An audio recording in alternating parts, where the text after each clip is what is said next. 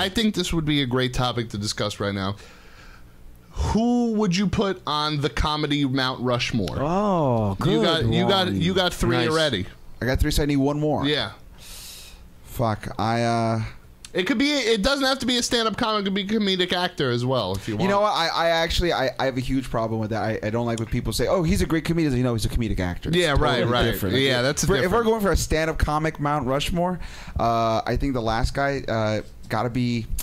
I know it's going to be probably. Everyone should say Carlin. I'm going to go with Cosby. Okay. Nice. Really? Cosby was awesome, man. I'm with you on that. Yeah, and the reason why is because he's so fucking clean. Mm-hmm. Yeah. But he's so brilliant and is clean. My buddy went to go see him like 2 years ago, and he said it was a packed theater, and he goes on, and for the first 15 minutes, it's like he's just rambling these offshoot ideas with no connection point. And he said, I actually felt bad for him. I was like, oh, he's lost it. Like he's just traveling on namesake alone.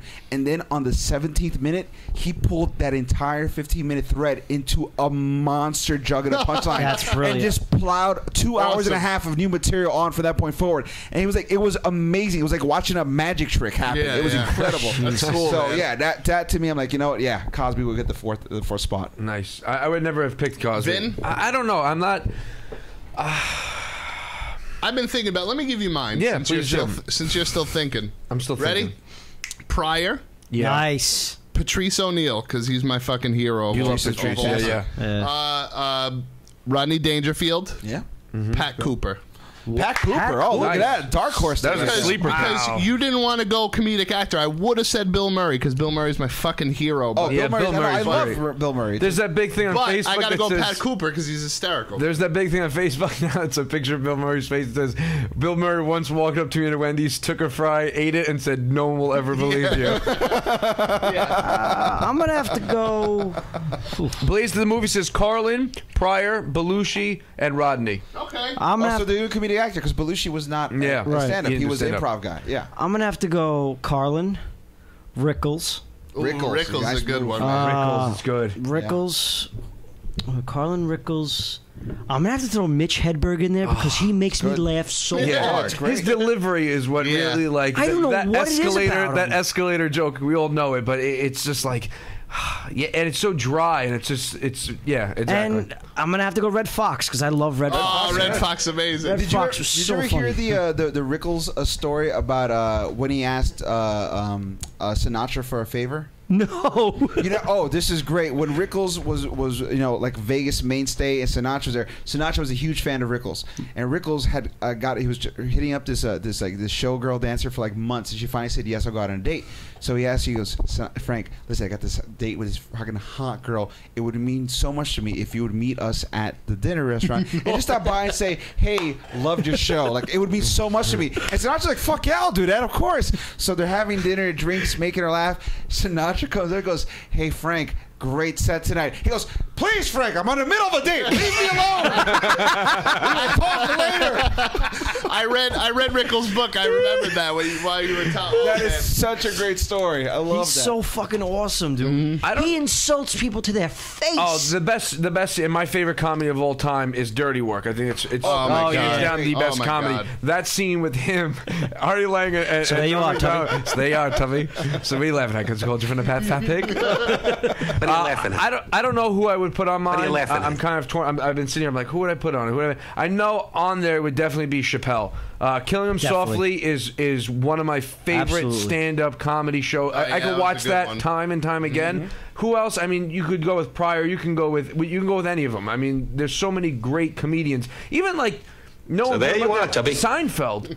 Seinfeld's a fucking hilarious stand-up But comedian. you know what I man. heard about Seinfeld? I didn't know this was true. Eddie Murphy, but I heard on whiskey. I heard Eddie Murphy. Eddie Murphy, Delirious and Raw was fucking genius. I heard Delirious should be Seinfeld. like a Oh yeah, that was a good When one. I watched it on like VHS. I must have been 12 or 13 years old, and I'm sitting there watching, which I should not be watching. But I was watching with a couple of my buddies. I'm like, this is at 13 years old. This is fucking hilarious. Yeah. And at 28 years old, 30 years old, throughout the course of time, that still holds up. Like that both of those, Raw and Delirious, they really stand the test of time. You know what I heard, Eric? I'm sorry.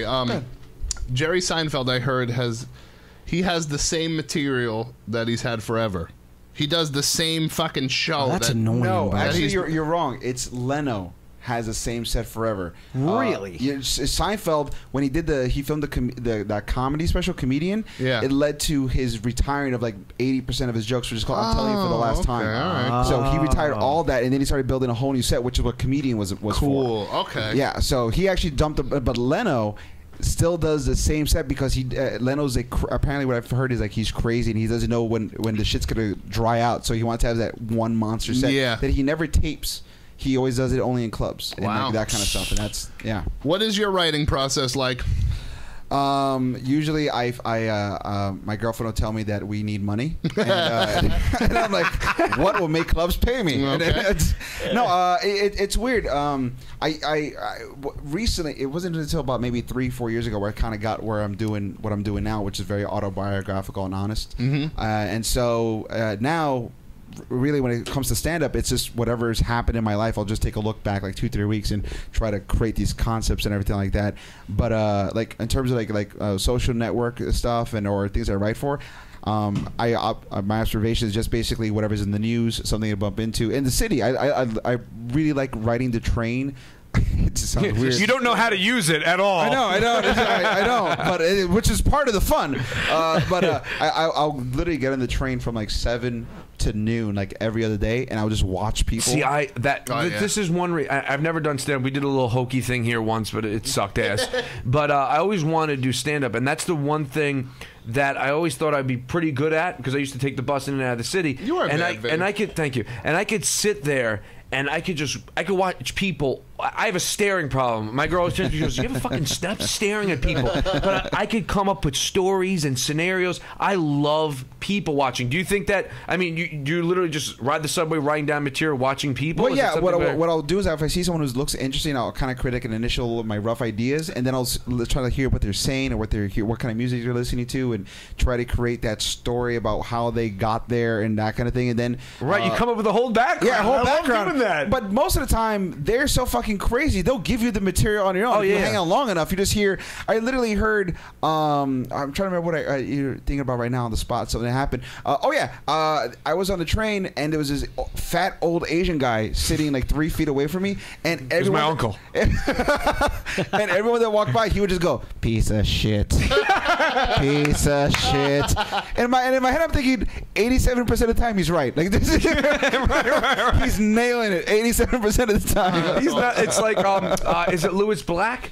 Who did the? If it wasn't for that horse, I would have never spent that year in college. Exactly. It's the same. That people will, if you stick around, like you said, if you stick around long enough, people will give you the fucking material. It's amazing. Now you mentioned, I know off air, and you mentioned a little bit on here. You have a daughter. Do you think that does she play an integral role in some of your comedy? Oh yeah. If I literally have probably about just 25 minutes just on her and my issues with her. Right.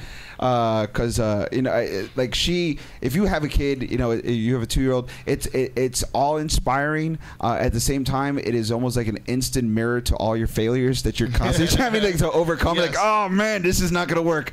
And I'm always trying to so it's me dealing with my own issues while trying to be the dad that she needs, and then her being a total jerk because she's 2.5 and a girl, and she is a jerk. She's totally. We were playing the other day. This is true. We were playing today, and she just looked at me. She goes, "Daddy, you're weird." And she walked away, and it took everything in my power going, "Well, you're condescending, you shit your pants." Just fucking mellow out. We all have problems. Awesome. What's it to you? Just wait until you're my age. You probably be normal. Fucking You try. Yeah. You try. Unfortunately, we got to wrap it up, man. What? Yeah, the time goes by when you're having fun, right? That's the old expression. So I'll pass it to you, Rocco. What do you got, brother? You look like the grandfather from Three Ninjas.